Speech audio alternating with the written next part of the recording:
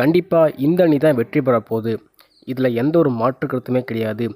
இந்த அணி எப்படி பார்த்தாலும் கண்டிப்பாக வாய்ப்பு அதிகமாக இருக்குது அப்படிங்கிற மாதிரி வாய்ப்பு மட்டும் கிடையாது. ஸோ டெஃபினட்டாக இந்த அணி தான் வெற்றி பெற போகுது அப்படிங்கிற மாதிரி பல எக்ஸ்பர்ட் பார்த்தீங்கன்னா இந்த ஒரு ரிசல்ட்டை தான் கணிச்சிட்டாங்க. அவங்க நாளைக்கு நடக்க போகிற ஃபைனல்ஸில் இந்த அணி தான் வெற்றி பெற போகுது அப்படின்னு துல்லியமாக பல எக்ஸ்பர்ட்லாம் கணிச்சிட்டாங்க. அப்படி என்ன கணிச்சிருக்காங்க, எந்த அணிக்கு வெற்றி வாய்ப்பு கொடுத்துருக்காங்க அப்படிங்கிறத வீடியோவில் தெரிஞ்சுக்கலாம். நம்ம சேனலுக்கு ஏதாச்சும் புதுசாக வந்தீங்கன்னா சப்ஸ்கிரைப் மட்டும் பண்ணிக்கோங்க. அப்படி பண்ணுறீங்க அப்படின்னா பக்கத்தில் இருக்க பெல் ஐக்கான் உடனே நோட்டீஸ் வரும். நிறைய பேர் சப்ஸ்கிரைப் பண்ணால் பார்த்துட்டீங்க, சப்ஸ்கிரைப் பண்ணிவிட்டு பாருங்கள். நிறைய பேர் லைக் பண்ணாமல் பார்த்துட்றீங்க, லைக் பண்ணிவிட்டு பாருங்க. நீங்கள் பண்ணுற ஒவ்வொரு லைக்கும் எனக்கு மிகப்பெரிய மோட்டிவேஷன் இருக்கும். லைக் பண்ணிவிட்டு பாருங்கள். நாளைக்கு ஒரு முக்கியமான போட்டி, ஃபைனல்ஸ் இறுதி போட்டி. அதில் யார் வெற்றி பெற போகிறா, ஆர்சிபியா இல்லை ஜிடியா அப்படின்னு மிகப்பெரிய ஒரு கேள்விக்குறியும் இருக்குது.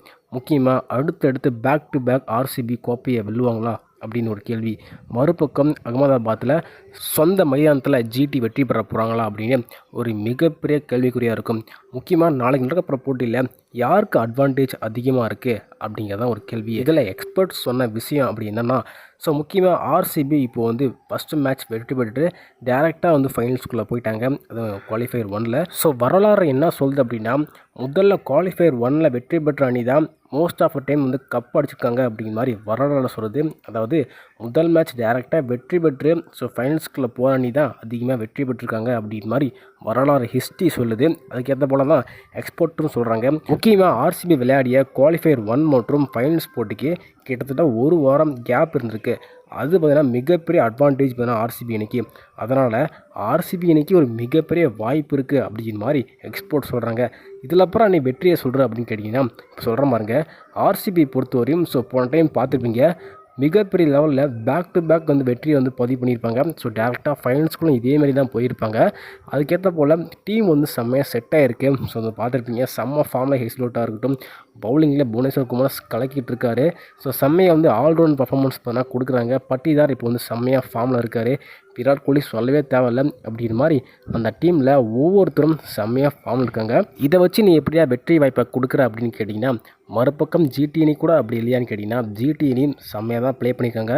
சுமன் கில் சதம் அடிச்சுட்டு உள்ளே வராரு. முக்கியமாக ஜிடி அணிக்கு என்ன மைனஸ் பாயிண்ட் அப்படின்னா ஜிடி அணி நேற்று தான் ஒரு மேட்ச் வெற்றி பெற்றாங்க.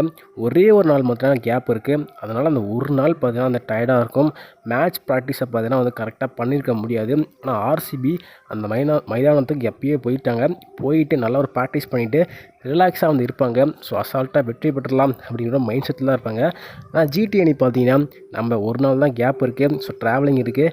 இதெல்லாம் பார்க்கக்குள்ள ஜிடி அணிக்கு மிகப்பெரிய மைனஸும் இருக்குது. முக்கியமாக ஜிடி அணிக்கு இதை விட முக்கியமாக ப்ளஸ் என்ன அப்படின்னு கேட்டிங்கன்னா ஜிடி அணியோட சொந்த மைதானத்தில் ப்ளே பண்ண போகிறாங்க.